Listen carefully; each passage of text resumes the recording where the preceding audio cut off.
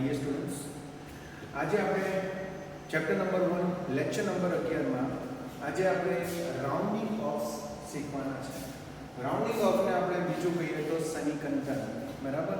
હવે એક્ઝેક્ટલી આ વસ્તુ શું છે મેં સમજાવું. સપોઝ આપણે કોઈકને અમુક પૈસા આપવાના હોય છે ત્યારે એ લોકો કંઈક વર્ડ યુઝ કરે છે કે ભાઈ રાઉન્ડ ઓફમાં તમે આટલા આપી દો. દાખલા તરીકે એમ સમજી લો કે કોઈને આપણે પૈસા આપવાના છે 39 રૂપિયા અને ઓળખીતો જોઈએ તો આપણે કહીએ કે લેનીભાઈ તમે 40 રૂપિયા લઈ લો. સપોઝ આપણે એમ સમજી લો કે કોઈને આપણે 1,05,000 રૂપિયા આપવાના હોય તો આપણે એમ કહીએ કે ભાઈ રાઉન્ડ ઓફમાં તમે 1 લાખ રૂપિયા રાખો, રાઈટ. અને મારા પ્રમાણે તો ઘણું ખબર છે કે મહિલાઓ જ્યારે બરાબર લેડીઝો જ્યારે કંઈ બી વસ્તુ ખરીદવા માટે જાય છે ત્યારે બરાબર આ રીતેના જ વાક્ય હોય. સપોઝ 120 રૂપિયાનું હોય તો એમ કહો કે ભાઈ 100 માં આપી દો ભાઈ ચાલશે, રાઈટ. શાકભાજીમાં પણ આ રીતે જ કે આટલું ખરીદ્યું હોય 210 રૂપિયાનું ખરીદ્યું હોય તો એ લોકો એમ કહે કે ભાઈ 200 રૂપિયામાં આપી દો બરાબર તો ચાલશે એમ. તો આ જે ક્રિયા જે છે આ ક્રિયાને એઝ આપણે સનીકંતન કહી શકીએ. હવે સનીકંતન શું છે એ જરા સમજવાનો પ્રયત્ન કરીએ. જ્યારે કોઈ આપણે સંખ્યા લઈએ અને એ સંખ્યામાં જ્યારે જમણી બાજુનો છેલ્લો અંક 5 કરતાં વધારે હોય તો આપણે શું કરીએ તો એ અંકને દૂર કરીને તેની આગળના અંકમાં આપણે 1 ઉમેરીએ છીએ. હવે મેં જે બોલતો છું એ જરા સમજાવો. સપોઝ આપણા પાસે વેલ્યુ છે 1.386. સપોઝ આપણા પાસે વેલ્યુ છે 1.386. હવે આ જે વેલ્યુ જે છે એને મારે 3 અંકમાં રૂપાંતર કરવી છે. એને મારે કેટલા અંકમાં રૂપાંતર કરવી છે? 3.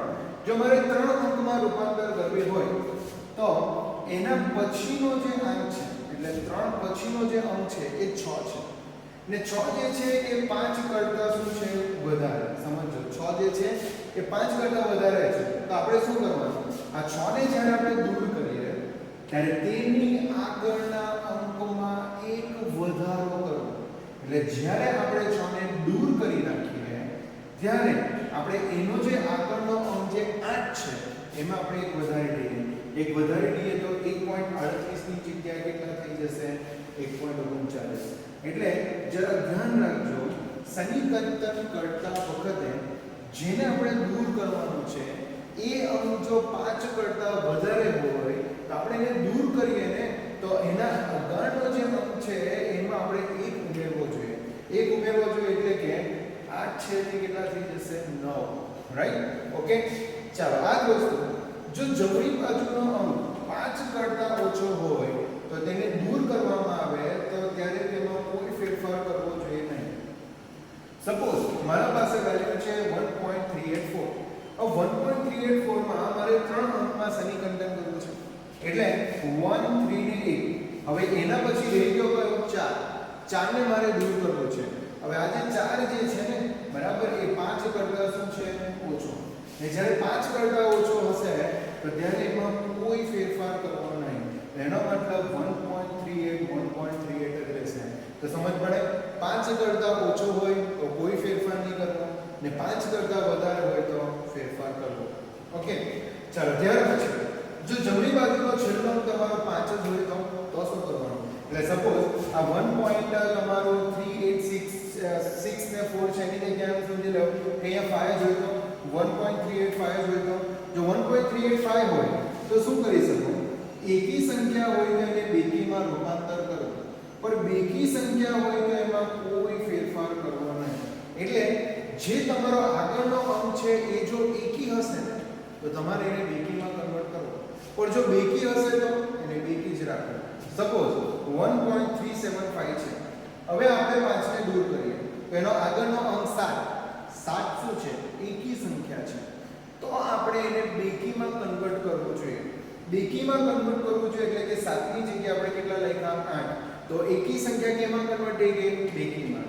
પણ જો બેકી સંખ્યા હોય તો એટલે કે 1.385 છે તો આમાંથી 5 દૂર કરી નાખીએ તો અહીંયા 8 જ છે અને 8 એ તમારી કઈ સંખ્યા છે? બેકી સંખ્યા છે. જો બેકી સંખ્યા હોય તો એમાં કોઈ ફેરફાર કરવો નહીં. એટલે 1.38 છે તો 1.38 જ રહેશે. તો ખાસ ધ્યાન રાખજો, એકી હશે તે બેકીમાં રૂપાંતર થશે પણ બેકી સંખ્યા હોય તો કોઈ ફેરફાર નહીં થાય. તો ધ્યાન રાખજો, 5 કરતાં વધારે હોય તો 1 અંક ઉમેરવો, 5 કરતાં ઓછો હોય તો એ જ રવા દેવો, 5 હોય તો શું કરવાનું? એકી સંખ્યા હોય તે બેકીમાં રૂપાંતર કરવી, પણ બેકી સંખ્યા હોય તો એમાં કોઈ ફેરફાર કરવો નહીં.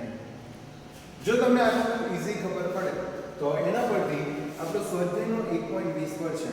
સ્વાધ્યાયનો 1.20 માં તમારે 3 અંકોમાં સમીકરણ કરવાનું છે. 3 અંકોમાં. ઓકે, ચાલો 3 અંકોમાં સમીકરણ કરવાનું છે તો 34.216 છે. તો જ્યારે 3 અંકમાં કન્વર્ટ કરવાનું હશે ત્યારે 34.2 થશે. હવે અહીંયા 1 અને 6 છે. આપણે તો એક જ જોવાનું. આ એક જે છે ને, ઓકે, એ તમારા 5 કરતા ઓછો છે ને 5 કરતા ઓછો છે એટલે આમાં કોઈ ફેરફાર કરવો નહીં. બરાબર? ચાલો તે રીતે 10.4107 છે. તો આપણે 3 અંકમાં કન્વર્ટ કરવું હોય તો 10.4. હવે અહીંયા કેટલો છે? 1 જ છે. તો 1 જ હોય તો એ 5 કરતા ઓછો કહેવાય ને 5 કરતા ઓછો હોય તો આમાં કોઈ ફેરફાર કરવો નહીં. ત્યાર પછી આપણે આ જોઈએ. આ ખાસ જરા ધ્યાન આપજો. 0.04597 છે. હવે સમજી શકો કે આ 7 જે છે એ 5 કરતા વધારે ને 5 કરતા વધારે એનો મતલબ કે આમાં તમારે 1 ઉમેરવું. હવે 9 માં જો 1 ઉમેરો તો કેટલા થાય? 10. એટલે કે 59 માં જો 1 ઉમેરો તો 60 થશે. 59 માં 1 ઉમેરો તો શું થશે? 60. એટલે 0.459 છે. જેમાં પાછળની સંખ્યામાં 1 ઉમેરાશે તો 9 ની જગ્યાએ 10 થાય તો અહીંયા આગળ જે 5 છે એ પણ કેટલો થશે? 6. એટલે 459 460 થાય. ને આમાં અર્ધસૂચક અંક 3 જ છે. કેમ ખબર? જમણી બાજુના શૂન્ય સાર્થક અંક છે એટલે 4 6 અને 0 એ સાર્થક અંક થવાના 3. એટલે 3 અંકમાં આપણે સમીકરણ કર્યું. હવે વેરી મોસ્ટ ઇમ્પોર્ટન્ટ અને બધા જ આમાં અટવાઈ જાય છે. ઓકે, ગયા વખતે આ પૂછાયેલું પણ હતું. બરાબર? તો ધ્યાન રાખજો. 2808 છે. કેટલા છે? 2808. હવે એને મારે 3 અંકમાં સમીકરણ કરવાનું છે. તો મોટે ભાગે લોકો શું કરે ખબર? 2808 છે તો આ 8 જે છે એટલે આપણે 3 અંકમાં સમીકરણ કરવાનું છે. તો 3 અંકમાં સમીકરણ કરવાનું છે એટલે શું થશે? તો આગળના અંકમાં તમે 1 અંક ઉમેરી દેવો. તો 2808 ની જગ્યાએ તમે શું લખશો ખબર? તમે લખશો 281. તમે શું લખશો? 281. કેમ કે 3 અંકમાં કન્વર્ટ કરવાનું છે. આ 8 છે, 5 કરતા વધારે.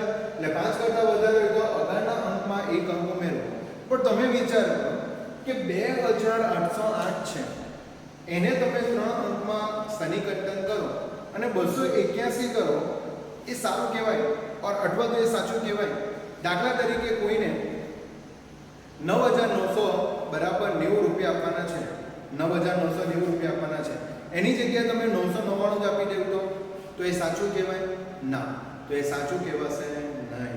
એટલે અહીંયા 281 જે લખ્યા એ ખોટું છે.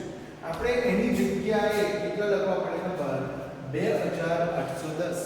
જો તમે 2810 લખશો ને તો પણ હા તમારે લખવા પડશે 2810. બરાબર?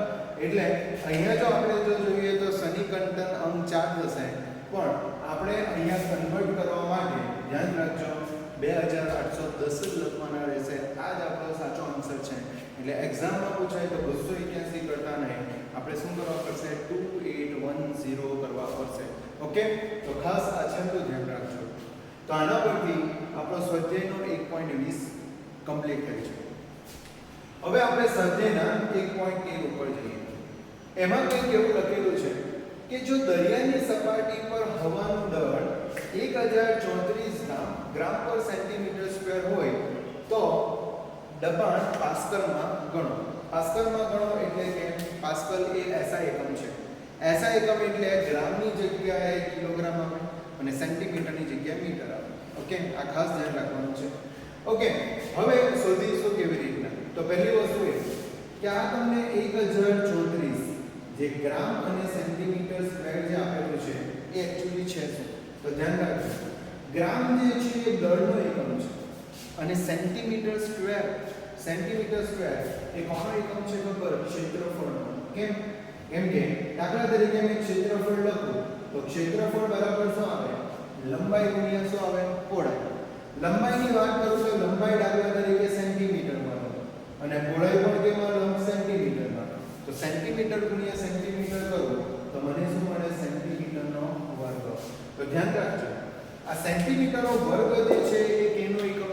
ક્ષેત્રફળ, લંબાઈ ગુણ્યા પહોળાઈ. સેન્ટીમીટર બે વખત આવશે એટલે સેન્ટીમીટરનો વર્ગ થાય. એટલે અહીંયા જે આપણા પાસે વેલ્યુ છે એ દળ ભાગ્યા ક્ષેત્રફળની છે. પણ પ્રોબ્લેમ શું છે? આ ગ્રામ અને સેન્ટીમીટર સ્ક્વેરમાં છે ને આપણને કિલોગ્રામ અને મીટરમાં જોઈએ.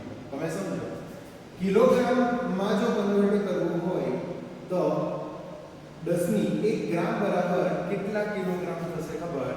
10⁻³ કિલોગ્રામ થશે. બરાબર? 1 ગ્રામ બરાબર કેટલા થશે? 10⁻³ કિલોગ્રામ. કેમ? કેમ કે 1 કિલોગ્રામ બરાબર કેટલા ગ્રામ? તો 10⁻³ ગ્રામ. 1 કિલોગ્રામમાં કેટલા ગ્રામ આવે? 1000 ગ્રામ આવે. બરાબર? તો 1 ગ્રામ બરાબર કેટલા થશે? એનાથી ઉલટું 1 ગ્રામ બરાબર કેટલા થશે? તો 10⁻³ કિલોગ્રામ થશે. ઓકે? બીજું, સેન્ટીમીટર છે ને મીટરમાં કન્વર્ટ કરવાનું. તો સેન્ટીમીટર એટલે 10⁻². સમજો, 1 સેન્ટીમીટર બરાબર કેટલી? 10⁻² મીટર. કેમ કે સેન્ટી એટલે 10⁻². તો 1 સેન્ટીમીટર બરાબર 10⁻². પર સેન્ટીમીટરનો અહીંયા શું છે? વર્ગ. એટલે 10⁻² નો બી શું થશે? વર્ગ. 10⁻² નો વર્ગ થાય એટલે કેટલા આવશે? 10⁻⁴ મીટર સ્ક્વેર.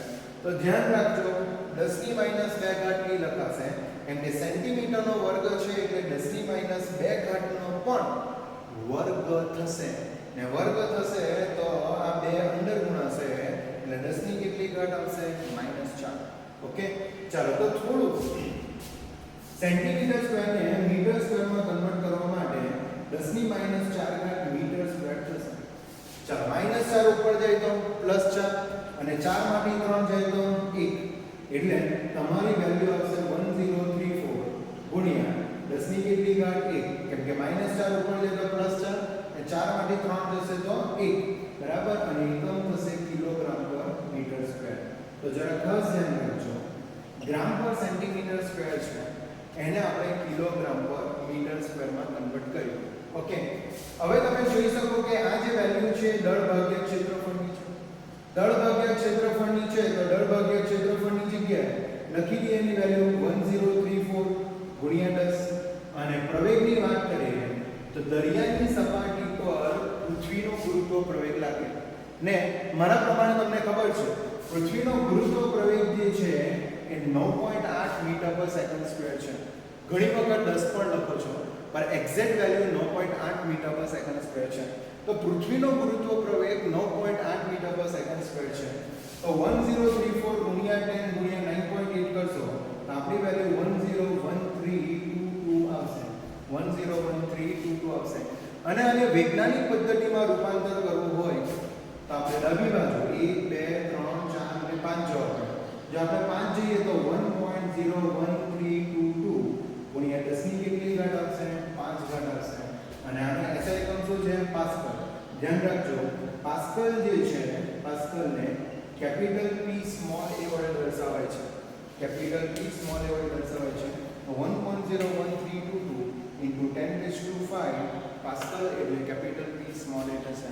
ઓકે, તો મારા પ્રમાણે આજે ઘણી બધી વસ્તુઓ જોયું અને એક ખાસ તમારે ધ્યાન રાખવાનું રહેશે. જો તમને આમાં કોઈ પ્રોબ્લેમ અરાઇઝ થાય તો પ્લીઝ મને મેસેજ ઓર કોલ કરીને ઇન્ફોર્મ કરજો. I hope you can understand this video. Thank you very much. By.